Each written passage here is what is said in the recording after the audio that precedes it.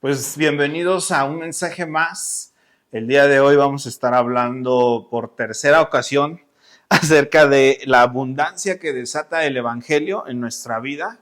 Esta es la parte 3 y con esta voy a cerrar 3 capítulos que he estado hablando acerca de esto y que yo creo que es importante que atendamos este mensaje de parte de Dios en el sentido de que el Evangelio trae a nosotros una abundancia que Dios quiere darnos y como ya lo había comentado en algunas otras ocasiones, Dios quiere darnos de su provisión. Él tiene un plan específico para nuestra vida y Él quiere un trato personal con cada uno de nosotros. Ese es Dios que mandó a su Hijo, que murió por nosotros en esa cruz y que hoy está dispuesto a darte lo mejor. No solo a, a traerte provisión quizás económica, sino moral o espiritual o cualquier tipo de provisión que tú estés necesitando en esta hora. Yo estoy seguro que Dios está dispuesto a traerla y que vamos a estar viendo algunas cositas, vamos a ir navegando como hemos estado haciendo. Me gusta poner así como en el Roblox bloques de 3, estamos construyendo para que podamos entender cuál es el plan de Dios para nuestra vida, para nosotros, y que sea una realidad, que se haga una realidad en cada uno de nosotros, en nuestro corazón, que Dios traiga esta abundancia. Y mira, voy a empezar. He estado hablando la semana pasada y las otras 2 semanas que estuve dándote este mensaje, hablé de los diseños de Dios, ¿verdad? Y estábamos hablando acerca del diseño precisamente del tabernáculo de reunión. La palabra tabernáculo como tal quiere decir tienda. Entonces es una tienda que Dios le entregó el diseño a Moisés en el desierto para que ellos pudieran ver la presencia de Dios, cómo es que bajaba y cómo los iba guiando a través del desierto, ¿verdad? No, el desierto no es un lugar feo, no es un lugar a donde muchos de nosotros de este lado del mundo, sobre todo en América Latina, creemos que el desierto es así como que le tengo que batallar y hay escasez y pobrecito de mí y hay algunos que les encanta dar vueltas en el desierto, pero el desierto como tal no es más que una temporada, no es más que un paso y a lo mejor sí puede haber un poco de escasez o algunas cosas de este tipo, pero lo más importante de que Dios los pasara por el desierto era cambiarles la mentalidad, ¿verdad? Recordemos un poquito en esta parte, ellos eran esclavos y estaban pasando del desierto, iban a pasar por el medio del desierto y después iban a pasar a la tierra prometida que les había dicho, que Dios le había dicho a Abraham que le iba a dar, ¿ok? Entonces, por favor quisiera que cambiáramos un poquito nuestra manera de ver el desierto porque en realidad no es como nosotros lo hemos pensado, así como de que, ay, pobre de mí y está feo, sino es algo padre. El desierto es algo padre porque en el desierto Dios nos muestra y nos enseña un montón de cosas y nos cambia la manera de ver nuestra perspectiva. A mí me da cosa ver cómo en México tenemos demasiada riqueza, muchísimos recursos naturales, muchísimas cosas, pero a veces no sabemos aprovechar todo esto precisamente porque a veces nos hace falta valorar un poco más las cosas que tenemos, ¿verdad? Como ir un poquito más a profundidad en Dios para entender qué es lo que Él quiere darnos. Y yo creo que ahí es en donde está el secreto para este tiempo. Quien pueda de nosotros aprender a valorar y ver la provisión que Dios va a estar dejando caer y estar agradecidos, sobre todo el agradecimiento es una cosa importantísima porque tenemos que agradecer para poder ver esas oportunidades, estas cosas que Dios nos quiere dar. Así que bueno, voy a dejar ahí un poquito el diseño del tabernáculo como tal y voy a irme a otro diseño que Dios reveló en la palabra. Dios le reveló a Noé, que ya había comentado un poquito que iba a hablar de esto, Dios le revela a Noé el diseño del arca. Es un poquito antes, ¿verdad? Ahí, antes de todo este tema, está Noé y Dios también le revela un diseño, y le dice a Noé, le dice, vas a hacer un arca de madera de gofer. La madera de gofer era una madera muy especial también porque era una madera que flotaba, estaba diseñada, o las características de la madera de gofer era que flotaba. Y entonces Dios le da las medidas y le dice, la vas a hacer de tanto y la vas a calafatear, ¿verdad?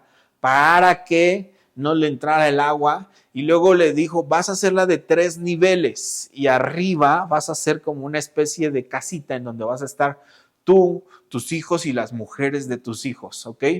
Ahora, vamos ahí en tu Biblia, si traes Biblia, vamos a ir a Génesis capítulo 6, versículo 14. Si me pueden acompañar, ustedes si están allá viéndolo en su casa o a la hora que estén, ahí vamos a estar leyendo esta porción de Génesis capítulo 6, versículo 14. Dice así: hazte un arca de madera de gofer y harás aposentos en el arca y la calafatearás con brea por dentro y por fuera. Ahí está la instrucción de Dios a Noé diciéndole, hazte un arca. Y fíjate cómo dice abajito, y de esta manera la harás. Aquí va todo el diseño, cómo Dios revela todo el plan. Estaba viendo una película con mis hijas y dice, sigo el plan. Tenemos que seguir el plan, ¿verdad? El plan que Dios nos da, porque así es Dios. Cuando Dios te quiere dar algo, te empieza a revelar el plan y te empieza a decir todo santo y seña, como decimos nosotros, de qué es lo que tienes que hacer y cómo lo tienes que hacer, ¿verdad? Y dice, de esta manera la das de 300 codos de longitud del arca y de 50 codos su anchura, de 30 codos su altura. Una ventana le harás al arca y la acabarás de 1 codo de elevación por parte de arriba y pondrás la puerta del arca a su lado y la harás piso abajo y luego segundo piso y tercero. Fíjate, tenía 3 niveles el arca. Y aquí yo traigo un diluvio y agua sobre la tierra para destruir toda carne en que haya espíritu de vida debajo del cielo, y todo lo que hay en la tierra morirá. Mas estableceré mi pacto contigo y entrarás en el arca tú, tus hijos, tu mujer, las mujeres de tus hijos contigo y todo lo que vive de toda carne. Ahora fíjate, se cree, este es un dato que no está verificado, pero se cree que abajo iban las especies que eran, por así decirlo, dominantes, y en medio iban las presas, o sea, abajo los cazadores, en medio las presas, porque imagínate si no, pues no hubieran aguantado, ¿no? Se hubieran empezado a comer unos a otros, y arriba, en el tercer nivel, iban todas las aves y los reptiles. O sea, en esa proporción, y si tú te fijas hoy en día, en la cadena alimenticia o en el mundo animal, esas son las 3, por así decirlo, los 3 tipos de animales que existen. Por eso es que Dios le decía, la vas a hacer de 3 niveles, porque no podías meter a un león con una cebra, ¿verdad? Imagínate, o sea, se la hubiera comido al segundo día. Y también Dios le dijo a Noé, vas a guardar alimento, ¿verdad? Para que tengas provisiones, ¿ok? Ahora fíjate, la madera de gofer tenía esta peculiaridad de flotar. Y ahora Dios le dijo, pon en medio de ti el arca. Y este era un acto completamente de fe. ¿Sabes por qué? Porque en los tiempos de Noé no llovía como nosotros vemos que llueve hoy. En el tiempo de Noé no había lluvia. No existían nubes. Mira, fíjate, Génesis 16, 18, vamos para que veas. Génesis capítulo 16, versículo 18. Dice así: Um, no, es Génesis 6, 15 al 18, perdón. Ay. Génesis 6, ahí donde estábamos, perdón, 6 del 15 al 18. Génesis 6 del 15 al 18. Dice así: de esta manera la harás, hasta ahí quedamos, ¿no? Y luego dice, mas estableceré mi pacto contigo y entrarás en el arca tú y tus hijos y las mujeres de tus hijos y todo ser que vive de toda carne, 2 de cada especie meterás en el arca para que tengan vida contigo, macho y hembra serán, y de las aves según su especie y de las bestias según su especie y todo reptil de la tierra según su especie. 2 de cada especie entrarán contigo para que tengan vida, y toma contigo todo alimento que se come y almacénalo y servirá de sustento para ti y para ellos. Y lo hizo así Noé conforme a todo lo que Dios le mandó. O sea, Noé obedeció, ¿verdad? Esto es importante, obedecer las instrucciones que Dios nos da, porque a veces si no obedecemos, Dios no puede actuar, ¿sí? Era un acto de fe completamente. Mira, ahí Génesis, vamos a Génesis 2. Esto es lo que te quería mostrar. Génesis 2, capítulo o versículo 4. Vamos a leer desde el primero. Dice, estos son los orígenes de los cielos y de la tierra cuando fueron creados el día que Jehová hizo la tierra del campo antes que fuese en la tierra y toda hierba del campo antes que naciese. Porque Jehová Dios, ¿qué? Sobre la tierra. Para que labrase la tierra. ¿Sino qué? Versículo 6. Subía de la tierra un vapor. Subía de la tierra un vapor.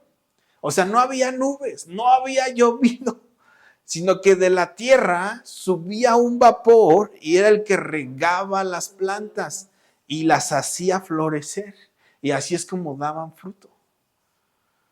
Imagínate un cuate construyendo un barco en donde no había agua y en donde no llovía.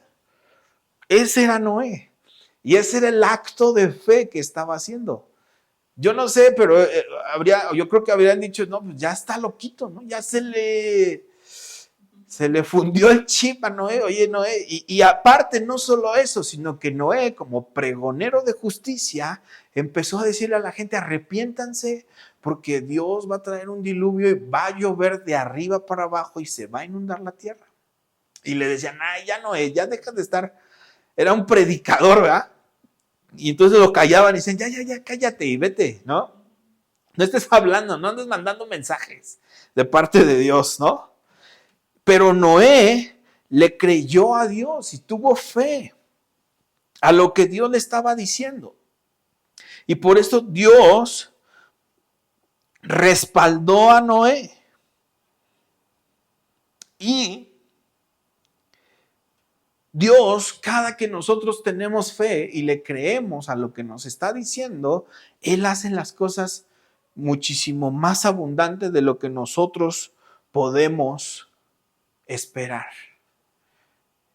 Pero necesitamos fe. Imagínate que Noé no hubiera creído que iba a venir un diluvio. Y dice por ahí la escritura en otra parte que venían en el arca cuando empezó a llover y Dios cerró la puerta. Y venían y pegaban en la puerta. Noé, ábrenos. Y le pa. Y Noé decía, yo no cerré la puerta. Porque el que cerró la puerta fue Dios.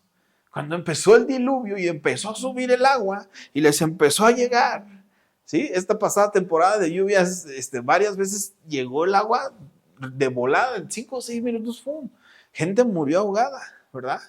Ahora imagínate en esos tiempos cómo estaba el agua y cómo empezaba a subir y el arca empezó a flotar.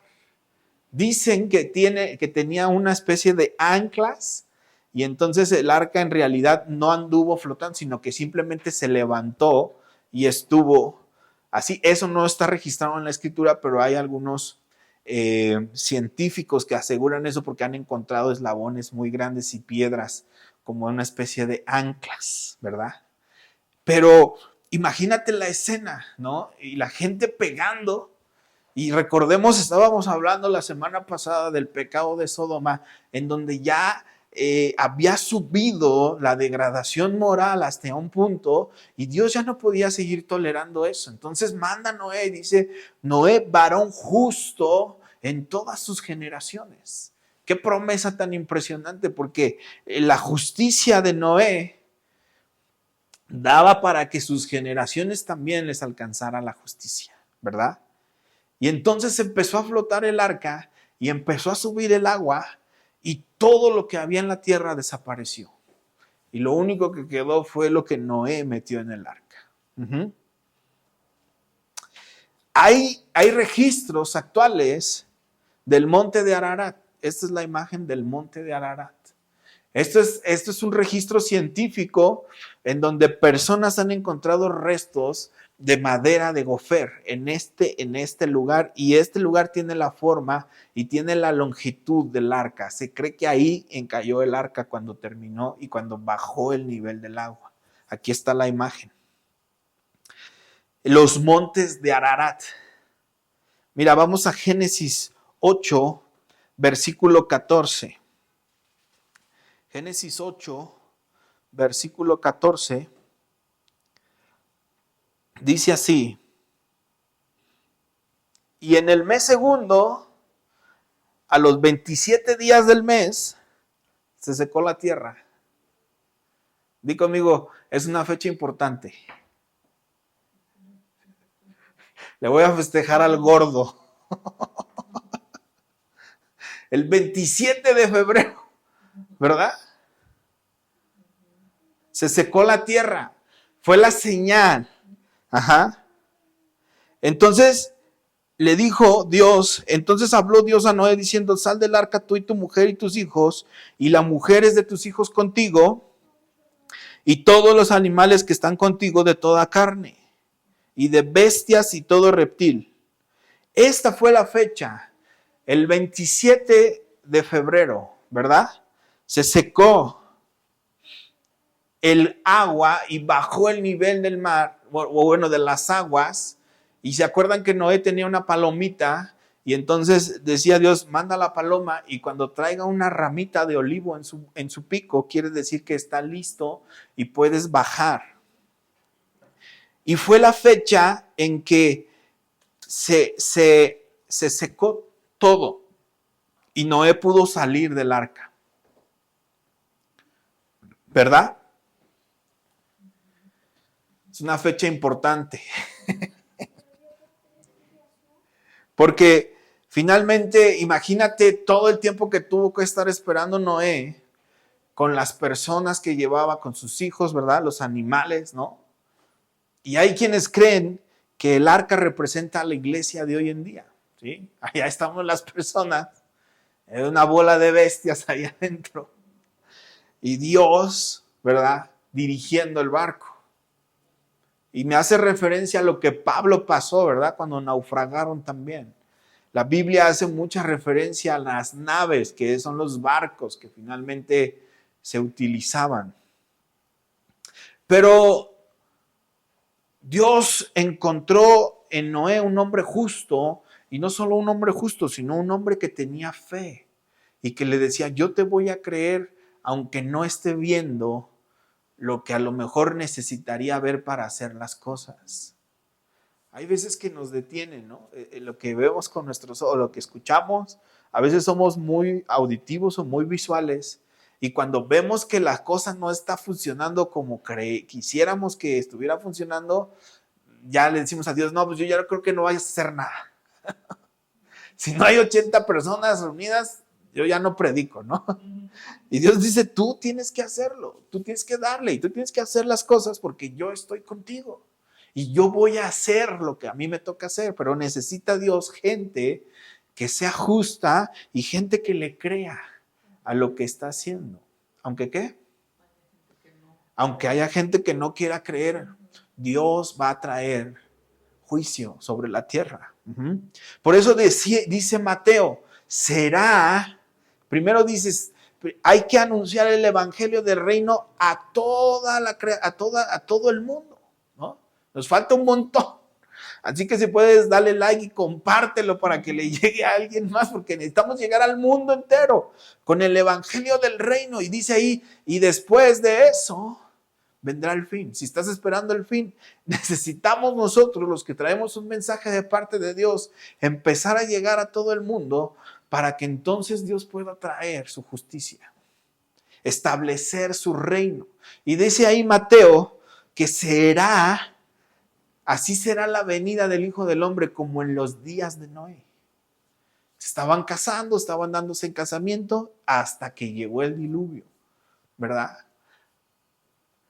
¿Por qué Jesús en Mateo hace referencia a Noé? Porque es muy similar. Cuando viene el Hijo del Hombre, están hablando ahorita mucha gente que el arrebatamiento, y he visto videos por ahí de que según se quitan a la gente y se va la gente y ya.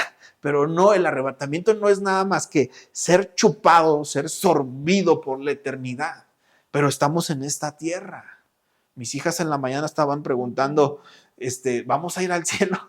Y yo les decía, no, el cielo va a venir a nosotros. Porque cuando tú estableces el reino en tu corazón, el cielo viene a la tierra. Por eso Jesús decía, hágase tu voluntad aquí en la tierra como allá en el cielo. Y esa es tarea nuestra. Tenemos que bajar el cielo a esta tierra. Tenemos que traer las promesas de Dios a la tierra. Y recordemos que después de que todo eso pasó, Noé salió del arca y lo primerito que hizo fue una vid, hizo vino y se emborrachó. Noé había controlado su alma todo el tiempo y cuando vio que por su fe la tierra fue destruida, no pudo controlar su alma. Qué impresionante, ¿no? Ahí fue cuando nació Alcohólicos Anónimos. Después de que Noé se embriagó. No es cierto. Eso fue una broma. Pero ahí estaban sus hijos, Sem, Cam y Jafet. Y entonces Noé se desnudó en su tienda, ¿verdad? Ni siquiera estaba afuera, estaba dentro de su casa. Se desnudó y 2 de sus hijos le cubrieron la espalda con una capita. Pero otro entró y dijo, mi papá está borracho y está desnudo. Y cuando Noé regresó en sí, le dijo, maldito serás tú y benditos serán ustedes, ¿verdad? Pero Noé no pudo controlar su alma, la había controlado, imagínate todo lo que creyó, pero imagínate que gracias a tu fe, Dios condena a la humanidad entera. ¿Qué pensarías o qué sentirías, no? Porque es nuestra fe la que activa el poder de Dios. Y para algunas personas es bendición, pero para otras personas no es tanta bendición. Pero aún así tenemos que permanecer firmes a lo que Dios nos ha dicho, tal como Noé lo hizo. Tenemos que aprender a obedecer a Dios, aunque no estemos viendo nada, aunque aparentemente no pase nada. Punto número 2. Abraham, voy a enfocar ahora un poquito más en Abraham. Fue nombrado padre de multitudes. Mientras era una persona normal, a Abraham nadie lo envidiaba y nadie le decía nada, pero después empezó a prosperar, ¿verdad? Y entonces su sobrino comenzó a querer pelear con él, porque dijo, ya es muy próspero. Y así nos pasa, cuando no tenemos nada, ni quien nos pelee, ¿verdad? Pero empiezas a hacer algo y empiezan, pareciera que les dices, aquí estoy, ¿no? Mira cómo dice Génesis capítulo 13. Vamos a leer todo el capítulo. Génesis capítulo 13. Ahí mismo en donde estábamos, nada más vámonos al 13. Dice así, Abraham y Lot se separan. Subió pues Abraham de Egipto hacia el Negev. ¿Sí? El Negev estaba ahí arribita de Egipto. Ajá. Él y su mujer con todo lo que tenía y con él Lot. Lot era su sobrino. Y Abraham era riquísimo. Fíjate esta palabra, no dice riquísimo. Estamos hablando de la prosperidad que desata el evangelio, ¿verdad? Y Abraham estaba bendecido por Dios. Dios le había dicho a Abraham, te bendeciré y serás bendición. No solo te voy a bendecir a ti, sino que tú mismo en sí vas a ser una bendición para otros. Y dice aquí que era riquísimo en ganado, en plata y en oro. Y volvió por sus jornadas desde el Negev hacia Betel, hasta el lugar en donde había estado antes su tienda entre Betel y Jai, al lugar del altar que había hecho ahí antes, e invocó allí a Abraham el nombre de Jehová. Ahora fíjate, hasta ahí pareciera que todo va bien, ¿no? Vamos a seguir un poquito más. Dice, también Lot, que andaba con Abraham, tenía ovejas, vacas y tiendas, y la tierra no era suficiente para que habitasen juntos, pues sus posesiones eran muchas, y no podían morar en un mismo lugar. Y hubo contienda entre los pastores del ganado de Abraham y los pastores del ganado de Lot. ¿Eh? Así como hermanitos, ¿no? Mis hijas de repente se van picoteando, ya dejen de pelear, ¿no? Pero están, y que yo quiero esta, y lo que tiene esta quiere la otra, y vemos cómo constantemente en la Biblia también había ese tipo de situaciones, ¿no? Me recuerda también a Jacob y Esaú, ¿no? Peleando desde el vientre, ¿no?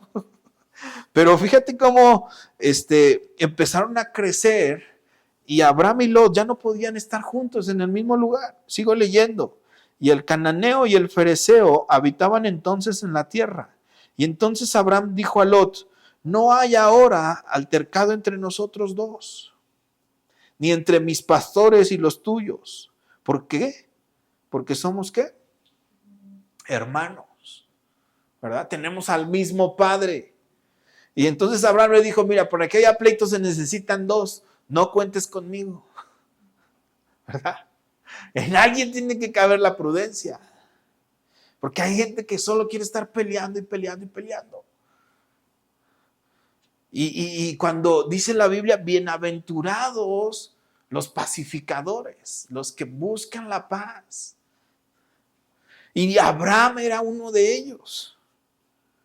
Entonces dice, somos hermanos, no está toda la tierra delante de ti. O sea, no hay canchita así como para que te vayas por otro lado. O sea, ¿por qué tienes que venir aquí a donde yo estoy y tienes que agarrar lo que yo tengo?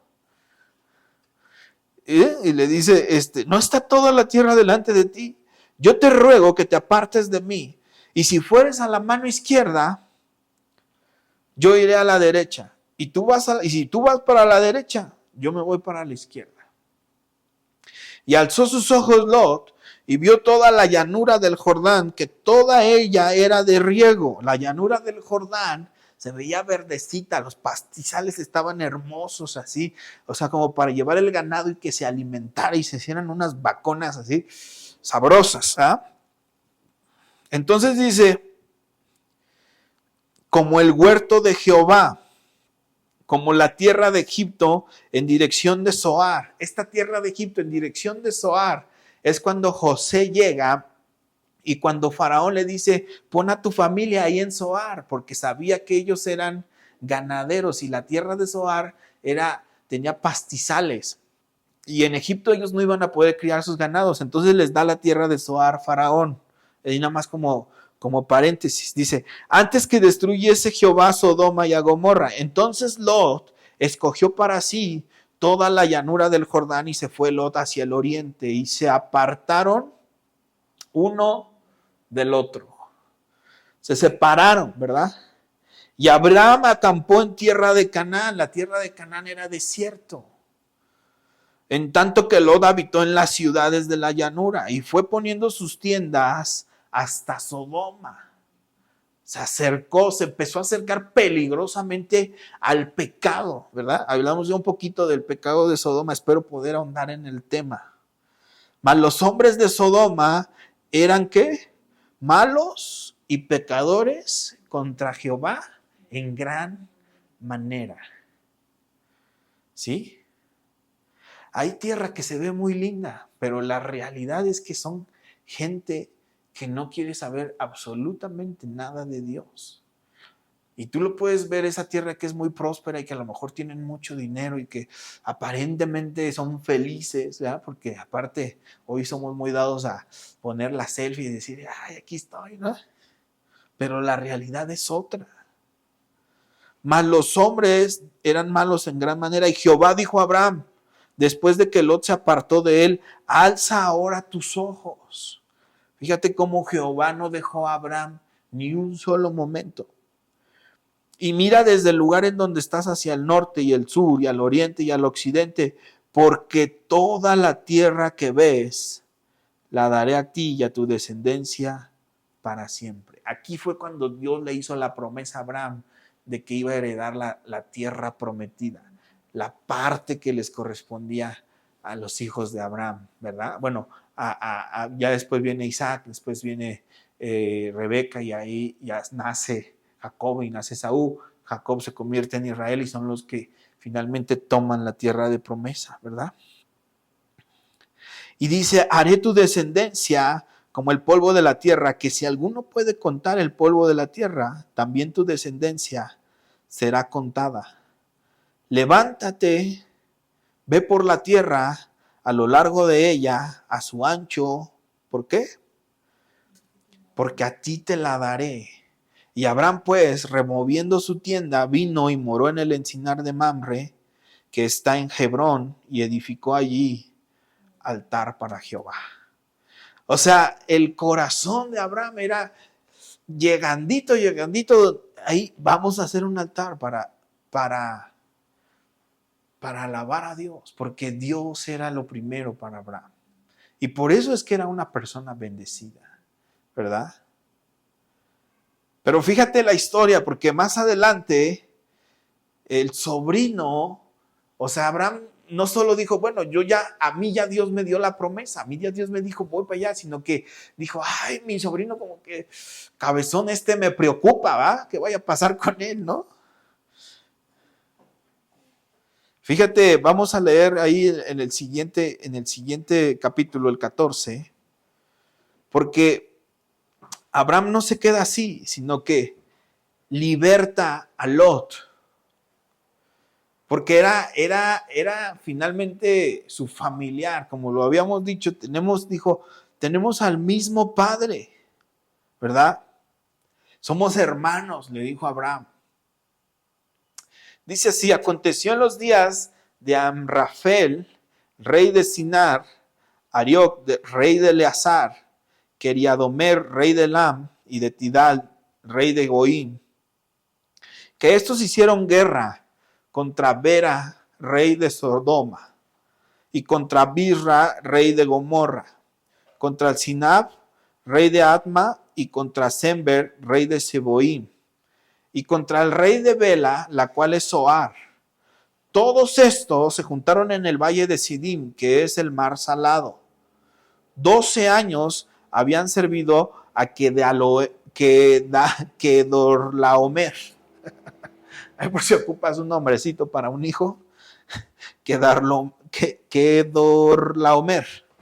Y en el 13º se rebelaron. Versículo 5 dice, en el año 14 vino Kedorlaomer y de los reyes que estaban de su parte y derrotaron a los refaitas en Astarot, Carnaim, y los susitas en Ham, y a los emitas en Sabe-Kiriatam, y a los oreos en el monte de Seir, hasta la llanura de Param, que está junto al desierto, y volvieron y vinieron a Enemispat, que es Cades, y devastaron todo el país los amalecitas, y también al amorreo que habitaba en Jesontamar. Y salieron el rey de Sodoma y el rey de Gomorra, y el rey de Adma, el rey de Seboim y el rey de Bela, que es Zoar, y ordenaron contra ellos batalla en el valle de Sidim. Esto es Kedorlaomer, rey de Elam, Tidal, rey de Goim, Amrafel, rey de Sinar, y Aroc, rey de Eleazar, cuando los reyes, 4 reyes contra 5. Versículo 10 dice, y el valle de Sidim estaba lleno de pozos de asfalto, y cuando huyeron el rey de Sodoma y el rey de Gomorra, algunos cayeron ahí y los demás huyeron al monte. Y tomaron toda la riqueza de Sodoma y de Gomorra y todas sus provisiones y se fueron. Aquí viene el punto, versículo 12. ¿Qué dice? Tomaron también a Lot, hijo del hermano de Abraham, que moraba en Sodoma, y sus bienes, y se fueron. O sea, Abraham mandó gente a rescatar a Lot, porque a Lot lo habían levantado y lo habían llevado allá a Sodoma. Le dieron un levantón, ¡pum! ¿Ya? Se lo llevaron a Sodoma, pero Abraham dijo, no lo voy a dejar ahí, porque es mi sobrino, ¿va? Aquí dice, a Lot, hijo del hermano de Abraham, o sea, su sobrino. Y vino uno de los que escaparon y lo anunció a Abraham, el hebreo, que habitaba en el encinar de Mamre, al amorreo hermano de Escol y hermano de Aner, los cuales eran aliados de Abraham. Y oyó Abraham que su pariente estaba prisionero, y armó a sus criados, los nacidos en su casa, 318, y los siguió hasta Dan. Y cayó sobre de ellos de noche, él y sus siervos, y les atacó, y les fue siguiendo hasta Oba, al norte de Damasco. Todos los bienes, ¿y qué? También a Lot, su pariente, y sus bienes, y las mujeres, y demás gente. Esta fue el primer enfrentamiento que tuvo Abraham con su gente para rescatar a Lot. Y de aquí, de este botín, es que Abraham agarra y entrega el diezmo a Melquisedec, ¿verdad? Fíjate, aquí te voy a dejar algo nada más así para que lo tengas ahí en el radar. Dios te da la fuerza, Dios te da la estrategia, la inteligencia para trabajar o para hacer. Y cuando una vez que traes el botín, si tú ofreces a Dios de eso que Él mismo te dio, viene la bendición. Abraham fue el primero en diezmar. Y es lo que diezma, es lo que saca de este rescate. Dice, no solo fue por Lot, sino que se agarró de las cosas que tenían ahí en Sodoma y sacó a Lot, ¿verdad? El primer rescate, la primera ofrenda, el primer diezmo fue este que hizo Abraham a Melquisedec, ¿verdad? Así que no solo lo perdonó, no solo no agarró bronca, sino que todavía fue y lo rescató. Qué ejemplo este de Abraham, ¿verdad? Qué clase de hombre Abraham. Porque a lo mejor se hubiera podido olvidar, pero Dios tenía un plan para Lot también. Y como Abraham decía, él es mi pariente y aunque estemos peleados, no lo voy a dejar morir. No lo voy a dejar ahí morir solo, ¿verdad? Así que no agarres pleito con nadie. ¿Sí? Las batallas que a veces uno está enfrentando, a las personas que te quieren hacer caer, que quieren estar peleando, a veces no están entendiendo lo que está haciendo Dios, ¿verdad? Pero no por eso tenemos que agarrar pleito nosotros. Fíjate cómo dice Apocalipsis 17:14. Apocalipsis capítulo 17, versículo 14. Dice así.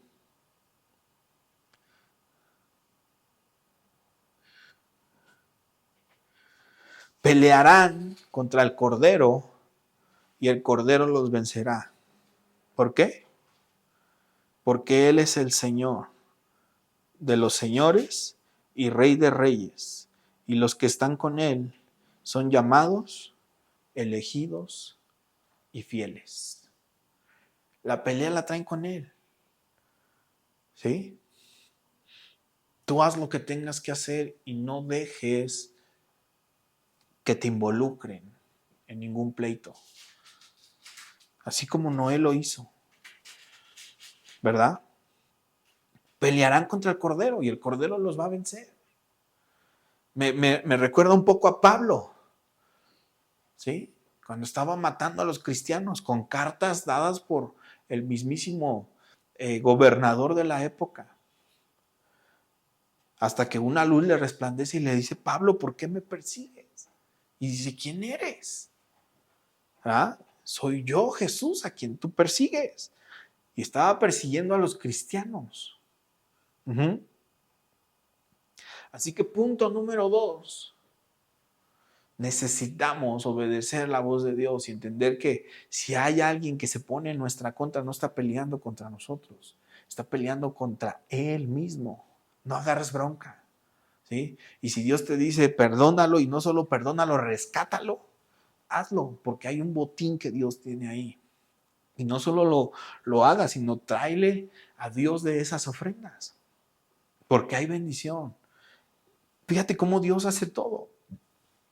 Él nos da la fuerza para generar y Él mismo nos da la inteligencia, la estrategia, el plan, y de eso que nosotros conquistamos le traemos prácticamente a Él, ¿verdad? Punto número 3, la bendición de Dios. Debemos estar listos y preparados para recibir la bendición de Dios. Porque fíjate, a veces este tipo de pleitos o este tipo de contiendas, lo único que hacen es tratar de dejarnos fuera de lo que Dios nos quiere dar. Y si tú y yo nos enganchamos en esas, nos podemos perder de la bendición tan impresionante que Dios tiene para este tiempo. Fíjate lo que dice 1 Corintios 3, 6. 1 Corintios, ¿sí lo tienes? ¿O ya te fuiste? Capítulo 3, versículo 6. ¿Qué dice?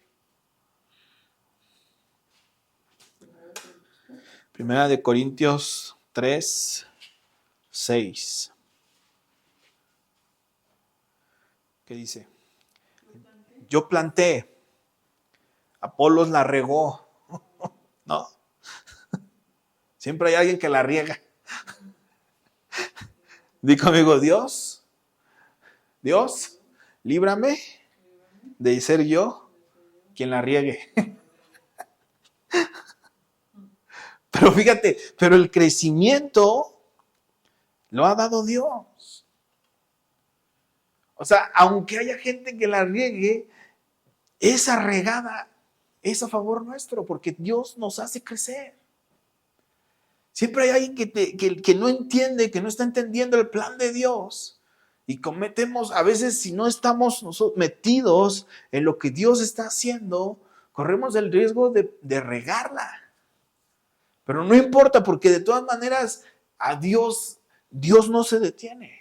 Y dice, aún así, el que da el crecimiento soy yo. Pero a veces cuando nos pasan cosas, empezamos a dudar, empezamos a perder la fe. ¿Sí? Fíjate, el 7 dice, así que ni el que planta es algo, ni el que riega, sino Dios que da el crecimiento. Y el que planta y el que riega, no el que la riega, sino el que riega, son una misma cosa, aunque cada uno recibirá su recompensa conforme a su labor. ¿Por qué qué? Porque todos nosotros somos colaboradores de Dios y labranza de Dios, edificio de Dios.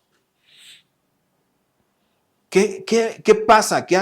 ¿Cómo reaccionas cuando pasan cosas que van en contra del plan que Dios te había dado? ¿Avientas la toalla? ¿Te quejas? ¿Te enojas con Dios? ¿O sigues avanzando y creyéndole a Dios a pesar de todo? Es importante, ¿verdad? Dice la otra parte, el sembrador salió a sembrar. Hay semilla que tenemos que estar sembrando afuera. No solamente en los lugares de reunión, sino afuera también tenemos que estar sembrando una semilla. La falta de perdón algunas veces impide que veamos las oportunidades que Dios pone delante de nosotros. Mira Filipenses 3:13, ya voy a acabar. Filipenses 3:13. ¿Qué dice? Hermanos, yo mismo no pretendo haberlo ya alcanzado, pero una cosa hago, olvidando ciertamente lo que ya quedó atrás y extendiéndome a lo que está delante. Prosigo a la meta, al premio del supremo llamamiento de Dios en Cristo Jesús. Es la hora de dejar todo atrás, todo el pasado. Es que me hicieron, es que fulano de tal, y a veces nos metemos ahí, nos enrollamos demasiado en cosas que son tan vanas para Dios, que Dios está diciendo, olvídalo, ya déjalo atrás. Hay otra cosa más gloriosa delante de nosotros. Perdona para que puedas ver lo que está enfrente de ti. Lo que Dios quiere darnos. Mira cómo dice Romanos 13:12. Necesitamos perdonar. ¿Qué dice? La noche está avanzada y se acerca el día. Desechemos pues las obras de las tinieblas y vistámonos de las armas de la luz. Andemos como de día, honestamente, no en glotonerías ni borracheras, no en lujurias ni lascivias, no en contiendas y envidia, sino vestíos del Señor Jesucristo y no proveas para los deseos de la carne. La noche está avanzada. Yo miro eso. Esa frase me saltó. La noche está avanzada. Estamos viendo los sucesos uno tras otro, ¿no? La violencia sube, la degradación moral está subiendo, ¿verdad? La gente no quiere escuchar de Dios. La gente se está encerrando en sí misma. Están siendo egoístas, no están queriendo hacer la voluntad de Dios. Y la noche está avanzada. Pero dicen por ahí que cuando es más oscuro el día, es porque el día viene. Y yo estoy mirando que Dios está diciendo, voy a traer el día, ¿verdad? Andarán las naciones a tu luz, dice una parte de la escritura. Y yo estoy creyendo que Dios está a punto de traer la luz a nuestra vida. Así que no desmayemos. Perdonemos lo que nos han hecho. Y también nosotros hacemos, ¿verdad? Porque tampoco somos, también así como nos hacen, también hemos hecho. Pero perdonemos, aprendamos a descargar esa parte. Y digámosle a Dios, aquí estoy. Úsame, ¿verdad? Con todas mis virtudes, pero también con todos mis defectos. Y yo estoy seguro que Dios lo va a hacer. Dios va a traer una transformación a nuestra vida. Pero necesitamos extendernos hacia lo que está delante, dejando todo atrás, todo lo que nos han hecho. Hay personas que no están viendo lo que Dios está haciendo, pero no por eso nos vamos a detener. Y no por eso nos vamos a perder de la bendición que está desatando el Evangelio para estos tiempos. De la bendición que Jesús tiene para nosotros. Oramos para terminar. Papá, muchas gracias por este tiempo, por tu palabra, por el mensaje, porque yo sé que tú quieres traernos provisión, Señor. Y yo sé que tú operas más allá de lo que nosotros podemos imaginar. Yo te pido que bendigas a cada una de las personas que está viendo este mensaje, ya sea a través de las redes sociales o en alguna otra plataforma. Ayúdanos a traer, danos la fuerza, Señor, para perdonar a los que nos han ofendido, así como tú nos perdonas, Padre. Pon en nosotros tanto el querer como el hacer por tu buena voluntad. Porque yo sé que tu voluntad es buena, es agradable y es perfecta. Y yo sé que lo que viene de aquí en adelante para nuestras vidas, Señor, es algo glorioso. Y que así como el adversario ha venido a quitarnos y a estar queriendo meter el pie y separarnos de la bendición tuya. Yo sé que tú eres grande y poderoso y puedes hacer las cosas de manera mucho más abundante de lo que nos imaginamos. Así que te pido en esta hora, Señor, que traigas perdón a nuestra vida. Que perdonemos, Señor, a los que han ofendido, Señor, tu nombre también. Reconocemos hoy, Señor, nuestro pecado delante de ti. Ayúdanos, Padre. Sabemos que tu Hijo pagó el precio para poder estar contigo. Hoy queremos estar un paso más cerca de ti, Señor. Y si hubiera alguien que nos está viendo por primera vez y estás escuchando por primera vez el mensaje de Dios, Dios quiere salvar tu vida, Dios quiere salvar tu alma, rescatarte. Dios quiere hacerte algo distinto, nuevo, diferente, transformar tu corazón, tu mente. Ayúdame a orar para que Él venga a tu vida y dile, Señor Jesús, en esta hora yo me rindo a ti. Yo reconozco, Señor, que he fallado, reconozco mi pecado delante de ti y te pido que vengas y que seas el Señor de mi vida, que entres a mi corazón, que renueves, Señor, todo lo que a lo mejor ha estado ahí obstruyendo tu bendición, Padre, separándome de ti, Señor. Yo te pido que hoy, Señor, sea renovado, Señor, por el poder de tu Espíritu Santo. Que mi mente, Señor, mi corazón, mi alma estén dispuestos, Señor, a conocer más de ti, a entenderte, Señor. A recibir, Señor, tu bendición, tu gracia, tu favor, que es algo increíble, Padre. Y yo te pido por las personas que están viendo por primera vez un mensaje de este estilo, de esta especie, que tú vayas ahí en donde quiera que ellos estén. Yo tengo fe en que este medio puede ser un medio para que tú puedas llegar a ellos también. Y que ellos puedan reconocer que tu palabra, Señor, es la verdad.